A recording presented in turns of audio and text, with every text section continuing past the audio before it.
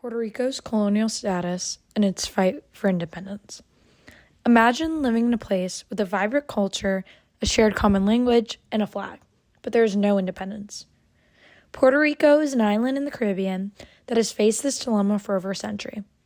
I want to share the story of Puerto Rico's colonial status and how the prominent independence advocate Pedro Albizu Campos was at the forefront of creating an independence movement that is still fought today.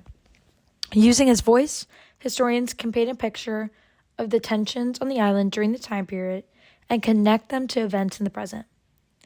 To understand Albizu Campos' story, we first must understand the history of Puerto Rico.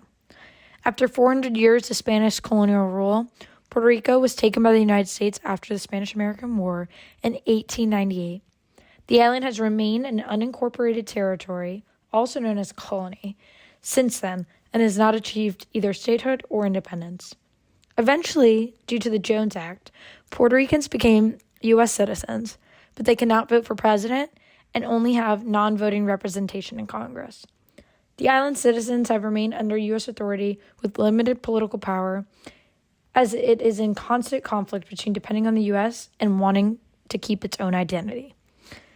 Within the struggle for independence lies one powerful voice, Pedro Albizu Campos. He was born in Ponce, Puerto Rico in 1891. He studied at Harvard and later became the leader of the Puerto Rican Nationalist Party. He viewed the relationship between Puerto Rico and the United States not as a partnership, but as a colony and a source of profit for the colonizer. Pedro Albizu Campos remains a national figure who fought not only through his speeches, but other revolutionary protest tactics.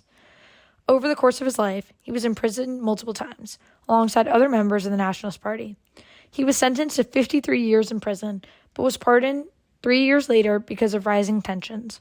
In those 3 years, Campos had severely declined in health, and it is believed that he was subject to intense radiation. This historic independence figure was now the victim of radiation testing on prisoners that may have been part of the U.S. response to the island's anti-colonial sentiments. Historians often use people like Albizu Campos to fully understand moments in history that they may not have been around for. Historians use primary sources like speeches that happened during the time period being studied. In the case of Puerto Rico, it is helpful to listen to one of his speeches to fully understand the independence movement and its leader at the time. Albizu Campos gave a speech in 1950 in Lares, Puerto Rico. The location of the speech is significant because El Grito de Lares was a historic anti-colonial protest that happened in the small mountain town of Lares. The 45-minute speech gives historians a look into the movement's ideas, and the passion behind his words is a window into the past. Albizu Campos gave a voice to Puerto Ricans who felt they lacked sovereignty through his rage and delivery of the speech.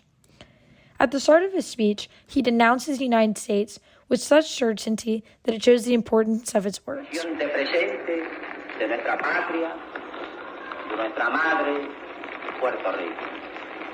El asesino es el poder de Estados Unidos de Norteamérica. The United States is personified as the killer of Puerto Rico, not its protector. His word choice emphasizes the anger within the independence movement and how many Puerto Ricans felt towards their colonizer.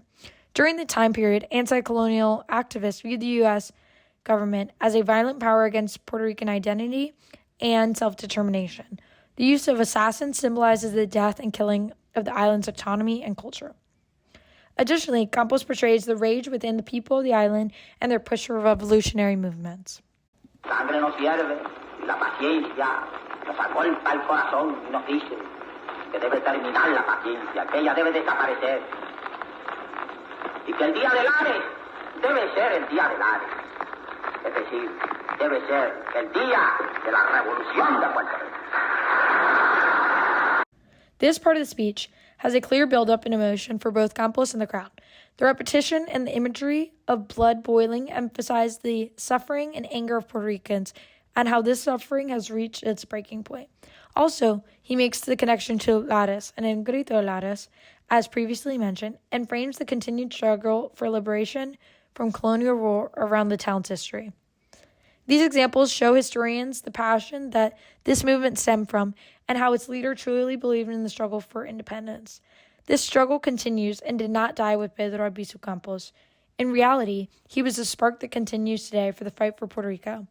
Puerto Rico is still a colony of the United States, but according to Campos and thousands of Puerto Ricans, it should no longer be subject to American rule, though many Americans do not recognize it.